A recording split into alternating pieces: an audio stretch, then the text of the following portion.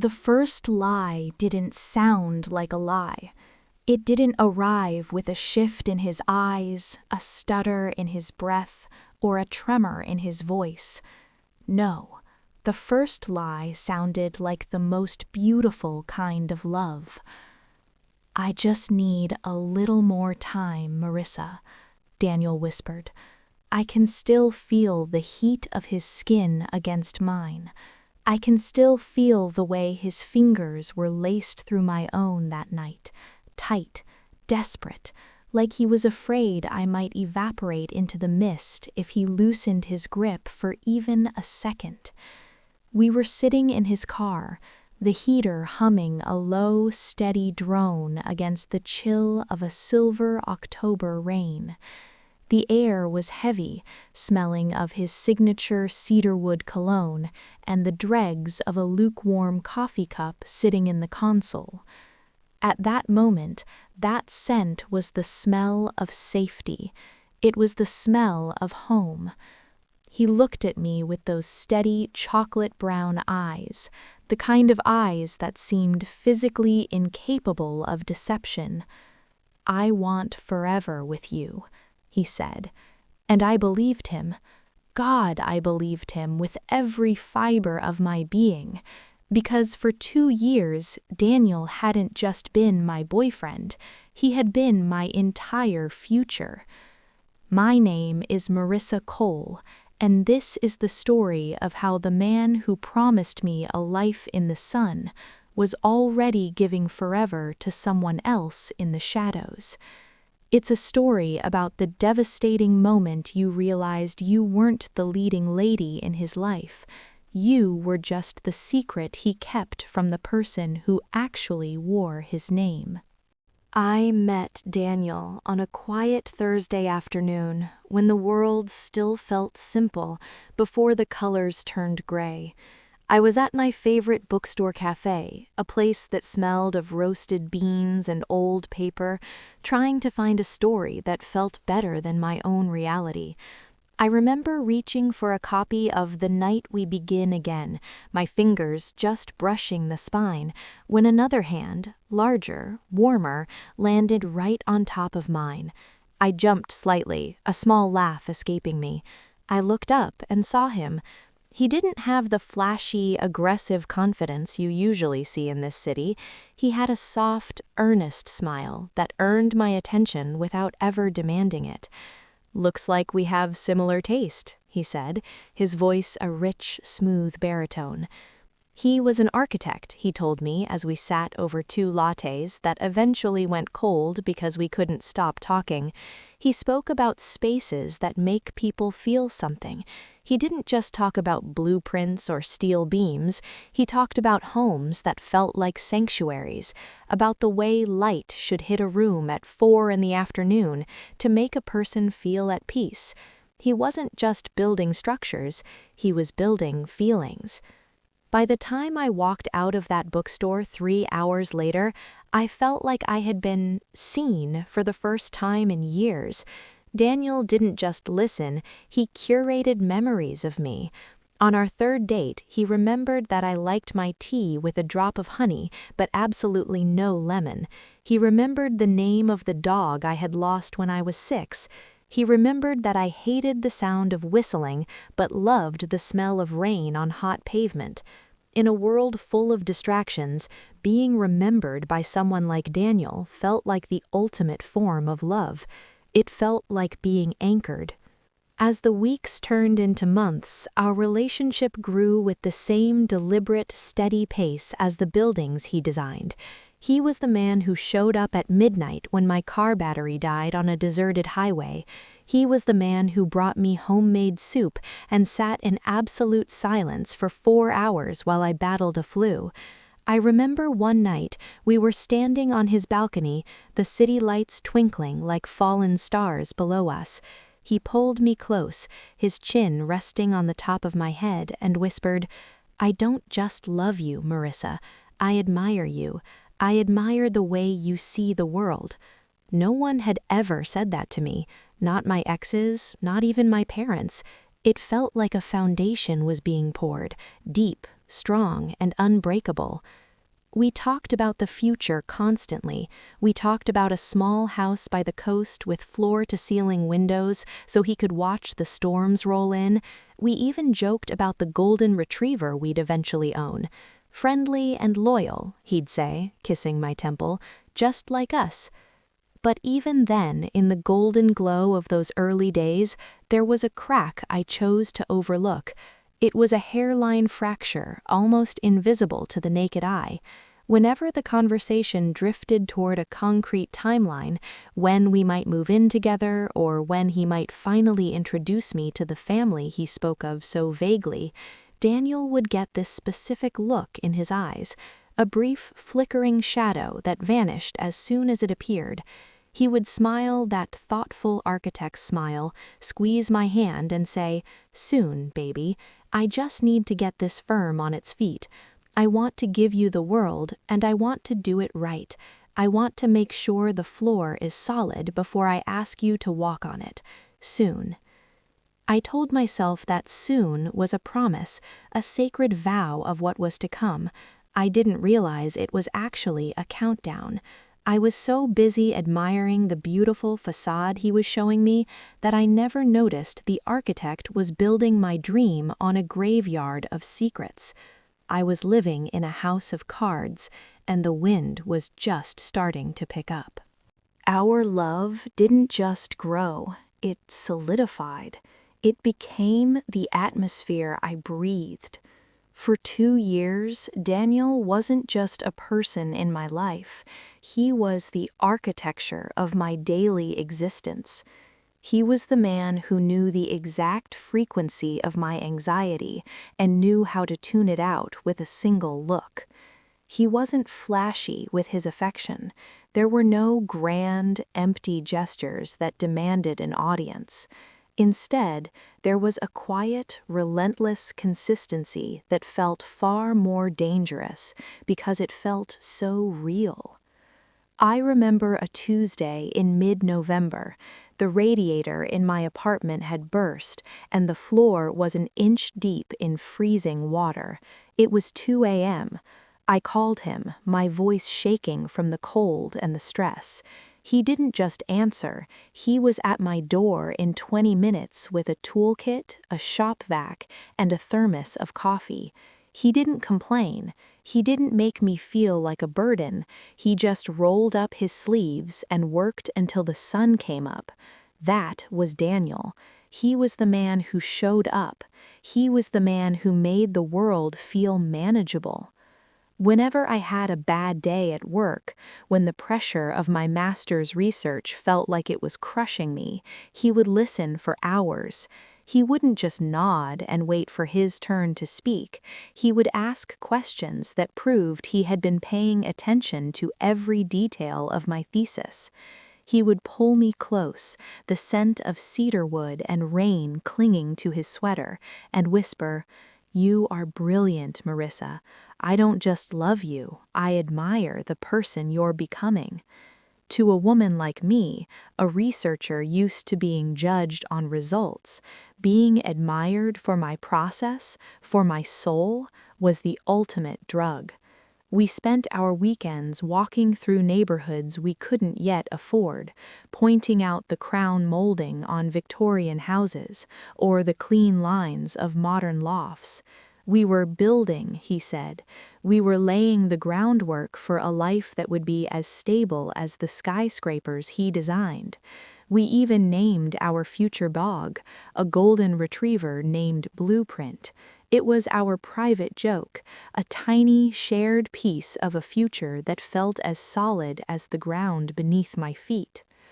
But in the quiet moments, when the music stopped and the wine was gone, the soon would return. It was a phantom that lived in the corners of his beautiful apartment. Every time I tried to move a piece of my furniture in, or every time I asked why I hadn't yet met his sister, the soon would manifest. He would hold me a little tighter, his grip almost bruising, and tell me that he was doing it all for us, that he wanted to be the man I deserved before he presented me to his world. I thought he was being noble. I thought he was protecting me from his complicated family. I didn't realize that the person he was truly protecting was himself and the secret life that was already waiting for him at the end of the aisle. I was living in a sanctuary built of glass, and the first stone was already in the air. The transition wasn't a sudden explosion. It wasn't a scream or a slammed door. It was a slow, creeping rot that started in the margins of our life. It began with the soon losing its luster. The word that used to feel like a promise began to sound like a shield. I started noticing the microscopic shifts in the architecture he had built around us. It was the way he'd suddenly leave his phone face down on every surface, a habit he'd never had before. It was the way his work meetings began to bleed into the late hours of the night and then into the early hours of the morning. I remember a Friday in late winter. I had spent the entire day in the library, buried under stacks of procurement journals for my thesis, and I wanted nothing more than to see him. We had plans, a quiet dinner, a bottle of wine, a night to breathe. At 7 p.m., my phone buzzed. Emergency at the site. Concrete pour went wrong. Might be here all night. Don't wait up, baby. I stared at the screen until the light dimmed and the glass went black. I didn't question it then. He was an architect. Concrete waits for no one. But when I called him at midnight just to say goodnight, his phone didn't ring. It went straight to a cold, digital voicemail. Not the "I'm on another line" click, but the "my phone is turned off" silence. A silence that felt like a wall. Then there was the secrecy regarding his world. For 2 years I had been the woman who knew his soul, but I didn't know his address. Oh, I knew his apartment, but I didn't know the people who inhabited his history. Whenever I'd bring up meeting his family or even his colleagues, his posture would change, his shoulders would square, his jaw would set, and he'd weave a narrative of complexity. He told me his father was a man of old-world expectations, someone who wouldn't understand our modern love until Daniel's firm was a proven success. He told me he was protecting me from the judgment of a world I didn't belong to yet. I allowed myself to be hidden because he made the shadows feel like an exclusive club, a place where only we existed. I didn't realize I wasn't being protected, I was being quarantined. I started finding small, inexplicable things. A stray receipt from a high-end jewelry store tucked into the crevice of his car seat, dated a week before my birthday, yet the gift I received was a simple, beautiful book. I found a faint floral scent on his coat that wasn't mine, a scent that smelled of expensive jasmine and cold confidence. When I'd ask, he had an answer for everything. The receipt was for a client's wife. The scent was from a crowded elevator at the firm. He was an architect, after all. He was an expert at building facades. He could look me in the eye and tell me he loved me, while the blueprint for his exit was already being drafted in another room. The amber light of our relationship was turning into a flickering, dying bulb, and for the first time I began to wonder if the man I was sleeping next to was a person or just a beautifully rendered illusion. The wind was picking up, and the first cracks were finally reaching the foundation. It was a Saturday evening, a night that should have been insignificant, just another page in the long, exhausting book of our complicated lives. My friend Natalie had practically dragged me out of my apartment. I didn't want to go. I was drained from a week of research, and even more drained by the hollow silence from Daniel. He had canceled our plans again, this time with a text that felt colder than usual. Exhausted, Marissa. The firm is drowning me. I just need to stay in and sleep. I'll call you in the morning. I believed him because I needed to. I believed him because the alternative was too terrifying to name. The rooftop lounge was filled with the kind of people Daniel always said he was trying to impress: architects, developers, the city's silent owners. The air was thick with the scent of expensive cigars and heavy perfumes. Natalie was talking, her voice a distant buzz in my ears, when she introduced me to a group of women standing near the glass balcony. One of them stood out. Her name was Vanessa. She was the kind of woman who didn't just inhabit a room, she owned the air within it. She was elegant, poised, and wearing a diamond ring so large and clear it looked like a frozen tear. We talked about the city, about the industry, about the weather. Then the conversation turned to our personal lives, the way it always does in those circles. Vanessa smiled, a soft, radiant glow coming over her face. "My fiancé is an architect, actually," she said, her voice filled with a pride that made my stomach turn. "He just started his own firm last year. He's been working around the clock. He says he's building a legacy for our future. Sometimes I feel like I barely see him, but he says it's all for us." The air in my lungs turned to lead. I felt a coldness start at the base of my spine and crawl upward. I tried to speak, but my throat was a desert. "What's his name?" I managed to whisper, the words feeling like shards of glass. "Daniel," she said, her smile never wavering. "Daniel Vance." The world didn't stop, but the version of it I lived in vanished.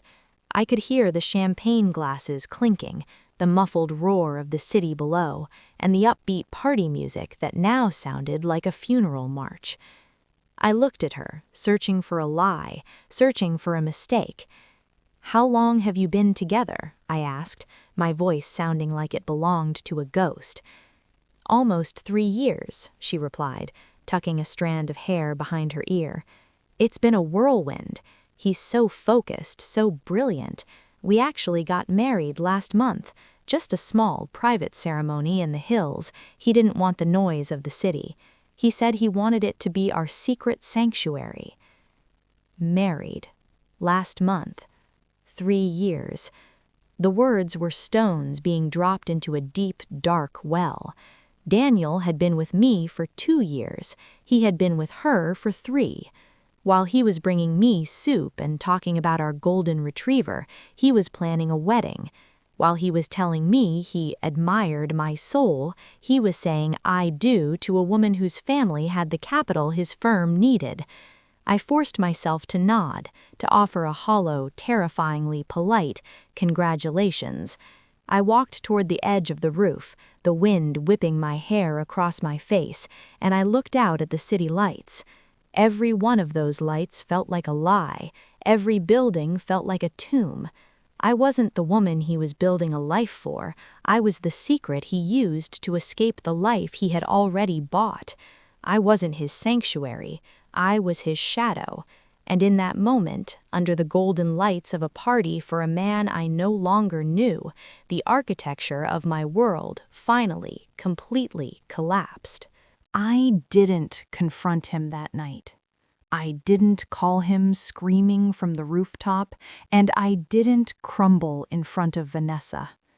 Some shocks are so deep they paralyze the vocal cords. They turn your blood into liquid nitrogen, freezing you from the inside out. I drove home in a trance, the streetlights passing over my windshield like strobe lights at a crime scene. I walked into my apartment, the space he had called our safe haven, and I sat down at my desk. I didn't turn on the lights, I didn't take off my coat, I just opened my laptop. I needed the evidence. I needed the cold, hard geometry of the truth to replace the soft, blurred lines of the lies I had been living. It took less than 5 minutes.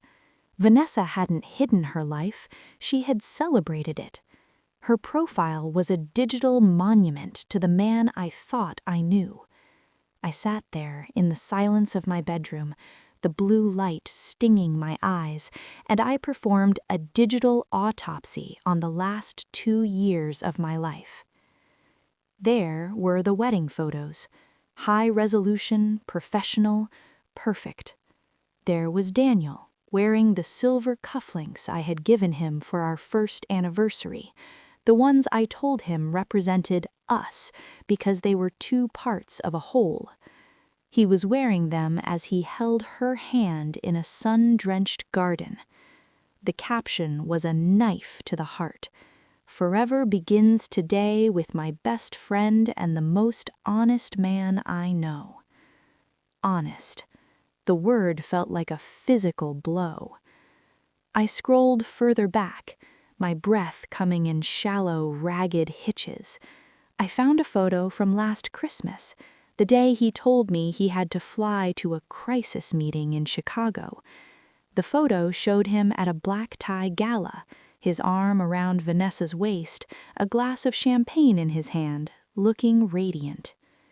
I found a photo for my birthday, the day he arrived late with that simple, beautiful book and told me he had been stuck in a zoning board hearing. The photo was a check-in at a high-end jewelry boutique 3 hours before he got to my door. He hadn't been working, he had been buying her thank you gifts for a life I wasn't allowed to see. Every late night at the firm was a dinner at their home. Every business trip was a weekend getaway to the coast. Every soon was a placeholder, a way to keep me in a holding pattern while he secured the funding and the social standing that came with Vanessa's name. I saw photos of them with his family. The sister he said he was estranged from. The father he said was complicated. They were all there, smiling, laughing, welcoming her into the fold, while I was tucked away in a rented apartment like a shameful secret. I felt a wave of nausea so strong I had to lean over the desk. It wasn't just the betrayal, it was the precision of it. He was an architect, and he had designed this deception with the same meticulous care he gave to his blueprints. He had calculated the angles, reinforced the lies, and built a double life that was structurally sound for 3 entire years. I wasn't a partner, I wasn't a muse, I was a structural necessity he used to balance the stress of his real life. I was the soft landing for the man who was selling his soul for a merger. As the sun began to peek through the blinds, casting long, mocking stripes across the floor, I realized that the man I loved never existed. He was just a beautifully rendered 3D model, and the real person was a stranger who had stolen 2 years of my life. The evidence was undeniable. The house of cards wasn't just falling, it was being incinerated. I didn't call him in a panic. I didn't send a flurry of accusatory texts. I simply sent one message: "Come over. We need to talk about the foundation." I knew that as an architect, he wouldn't be able to resist the professional bait. He arrived 40 minutes later, breathless, carrying a bouquet of white lilies. The irony of those flowers, the symbol of purity and rebirth, standing in the middle of a graveyard of lies, was almost too much to bear. He started to speak, his voice already forming the familiar, soothing cadences of another soon. "Marissa, I know I've been distant, but the firm is—" I didn't let him finish. I simply slid my phone across the dark wood of the table. The silence that followed was visceral. I watched as the blood drained from his face, leaving him a sickly, ashen gray. His eyes darted across the screen, searching for a flaw in the logic, a way to re-render the truth into a more favorable light. But there were no more blueprints to hide behind. The wedding date, the cufflinks, the smile he gave her, it was all there. For the first time in 2 years, the architect of my life had no words. "How long?" I asked. My voice sounded foreign to me, steady, cold, and utterly detached. He ran a hand through his hair, a gesture that used to look stressed, but now looked pathetic. 1 month, he whispered. The wedding was a month ago. I'm not asking how long you've been married, I said, leaning into the light. I'm asking how long you've been a lie. How long have you been hers while you were pretending to be mine? Then came the confession. It poured out of him like water through a burst pipe. His firm hadn't just been struggling, it was bankrupt. He had over-leveraged himself, built his dreams on sawdust and debt. Vanessa's father, Thomas Sterling, had been the only one who could save him. But Sterling was a man of traditional values. He didn't invest in contractors, he invested in family. The marriage wasn't just a ceremony, it was a merger, a hostile takeover of Daniel's life in exchange for a seat at the table. He did it for us, Marissa, he pleaded, reaching for my hand across the table. I pulled back, as if his touch were radioactive. I thought if I could just secure the funding, if I could just get the firm stable, I could find a way to make it right. I was going to leave her. I just needed time. Time, I repeated. The word felt like a joke. You didn't sacrifice your time, Daniel. You sacrificed my reality. You let me build a 2-year vision of a future on a plot of land that was already sold. You married a woman for a bank loan and expected me to be the emotional collateral. He started to cry, the ugly, desperate tears of a man who realized his house of cards had finally met a gale-force wind. He told me he loved me. He told me he admired me. But as I looked at him, I realized that his admiration was just another form of consumption. He didn't admire me. He admired the way he made him feel like a good man while he was doing terrible things. He needed my light to offset the darkness of the deal he had made with the Sterlings. I stood up, the chair scraping against the floor with a sound like bone on stone. I was the only thing in your life that wasn't transactional, I said, looking down at the lilies. And you turned me into a secret. You didn't design a sanctuary, Daniel. You designed a cage. I didn't wait for his response. I didn't need his apologies or his explanations. I walked to the door and opened it, the cool air of the hallway rushing in. He stood there, looking smaller than I ever thought possible, the brilliant architect reduced to a pile of rubble.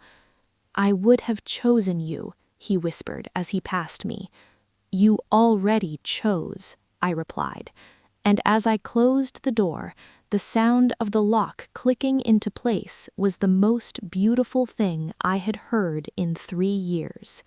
The architect was gone, and for the first time, I was standing on ground that was finally brutally honest.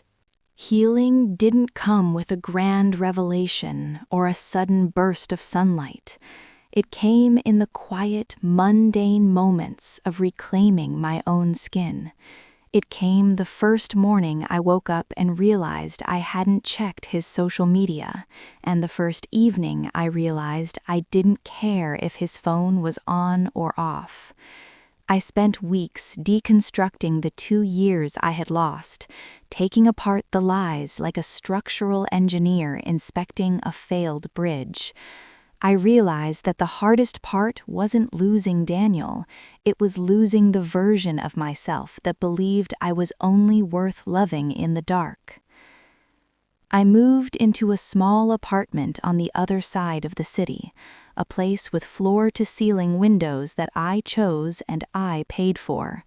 I filled it with plants that thrived in the sun and books that didn't have to be hidden. I finished my master's research, defending my thesis with a voice that didn't shake, because after standing in the ruins of my own life, an academic board felt like a light breeze. I realized that Daniel hadn't been an architect of sanctuaries. He was an architect of shadows. He had built a pedestal for himself and a cage for me, and he had convinced me that the cage was a home because the bars were made of soon.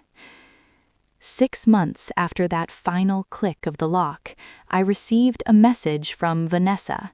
It was short, clinical, and heavy with the weight of shared wreckage. Secrets are like radioactive waste. You can bury them deep, but they always find a way into the groundwater. She had found more than just photos.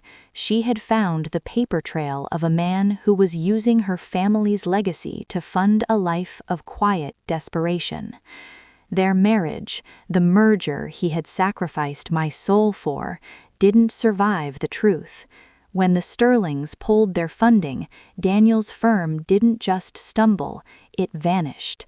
He lost the social standing, the office with the view, and the woman who had unknowingly bought him.